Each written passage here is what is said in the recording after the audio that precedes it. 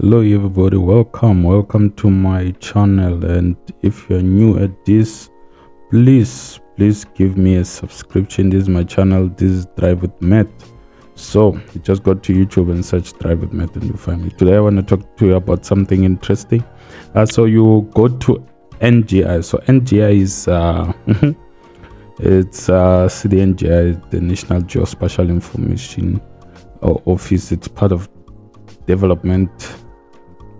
rural development and land reform, or now it's known as Department of Agriculture, Land Reform and Rural Development. So now I'm gonna zoom to Cape Town, and in Cape Town here on the website. So as you can see, this website is quite easy to use. Yeah, my network is a bit bad. It's a bit bad though, but just pardon me for a bit there. I was in Cape Town. Now let me show you another place. This is where I come from. This is Greater Guyana. It's in Limpopo. So I'm gonna navigate to just there, the top right. I'm gonna click on NGI aerial photography, and then now I'm gonna get something that they call photo centers. So NGI, they fly South Africa every year. They've been doing this for many years. And then here on my left, here on the layers pane, I'm gonna switch off. You see the different photo centers there. So I want the bottom one, the blue one, because it's quite old. So if I hover here, you can see that these photo centers are like 1937, 1970 something. So I'm interested in that. So this is a process called change detection. They use this when you are applying, or let's take your great grandfather or your family members were removed from a particular land there. So now if you are claiming, they go through a similar process. I'm not saying that I'm advising or anything, but yeah. So you click on one, and then you go there at the top, selection, and then you go back to tools. After you've selected, copied that into the clipboard, and then you go to C. That, and then you're gonna scroll to the right and then click on the link.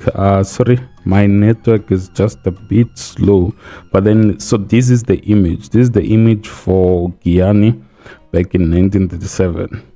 So this is how it looked. So there was no Crimitat, there was no road, the R81 road.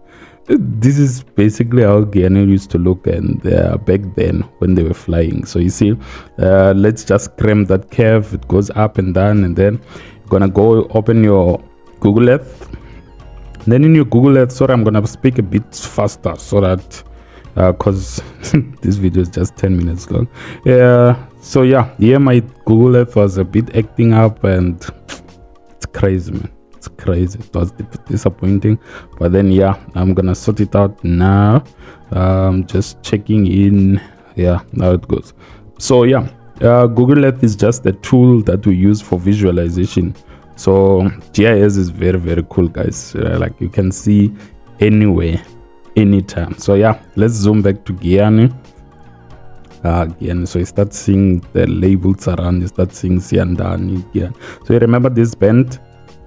This is the band. This is how it looks now in 2023. So there's Guyana B, Caltex town.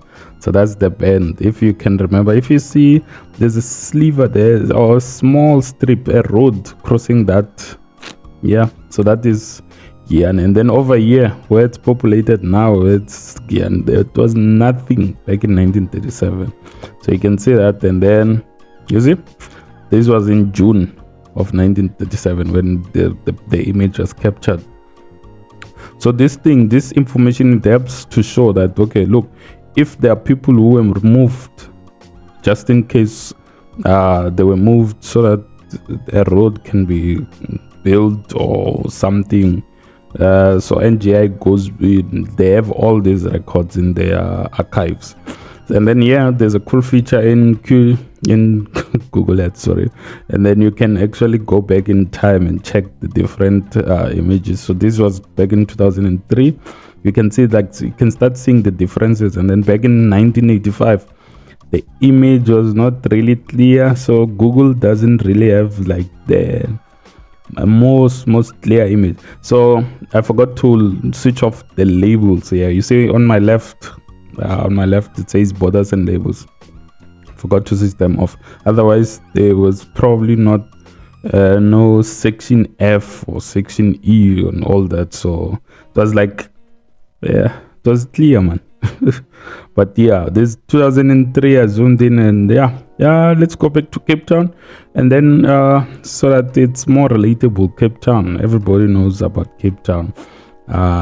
Sorry about this, my network is a bit taking, no. I don't know if it's the network or it's the laptop, but then yeah, I want to show you something. So this is in Cape Town, Greenpoint. That's the stadium, Greenpoint. And then if you go back in time, I'm just gonna click there at the top, that watch thing, and then you rewind, take it back to 2002. So back in 2002, there was nothing there. There was no Greenpoint. And then if you take it down even further, like in Feb 2002, it was like this, absolutely nothing. And then yeah, man, take it back to 2007, 2008. Now you remember that it's after we had bid to host the World Cup, so they were constructing a stadium. Now you can see 2009, and then around early 2010, now you start seeing something.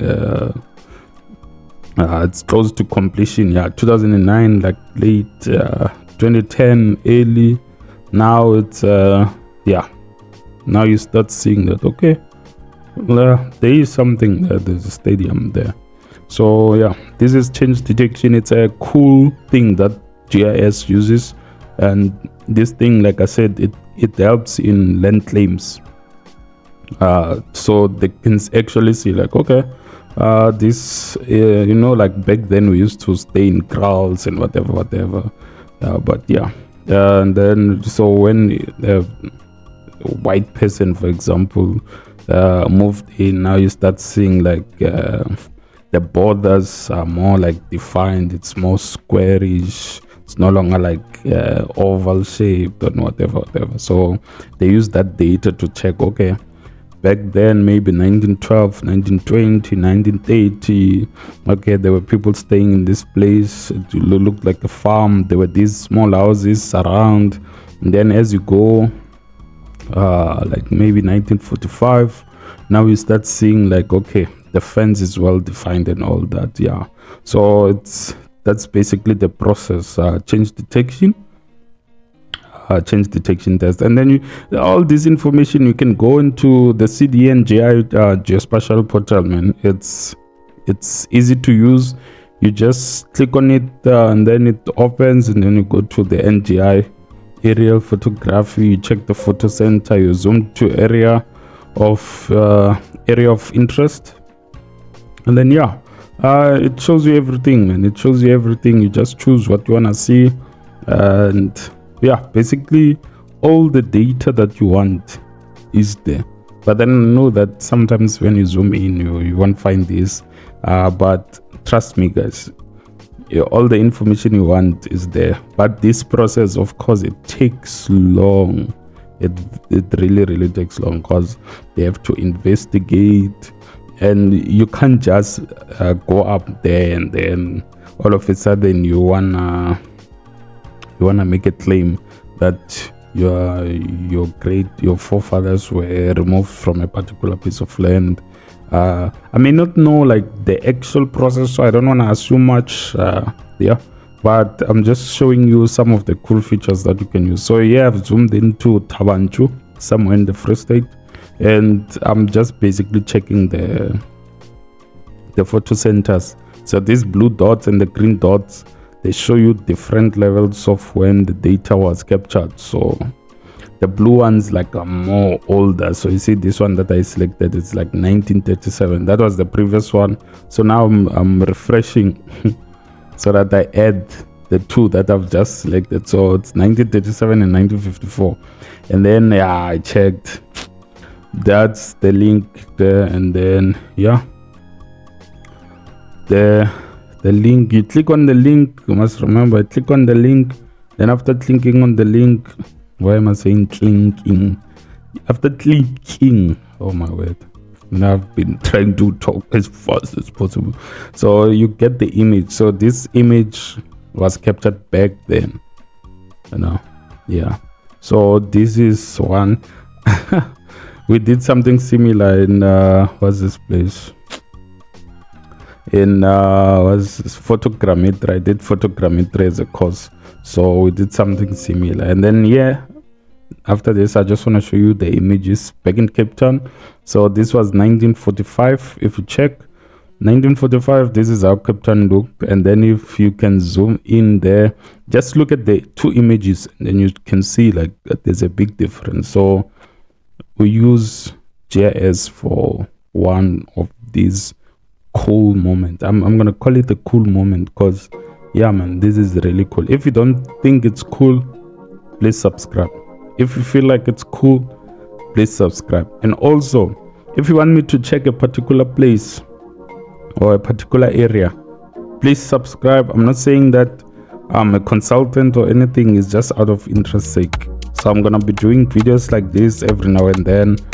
Please support the channel, and yeah man, let's apply the knowledge.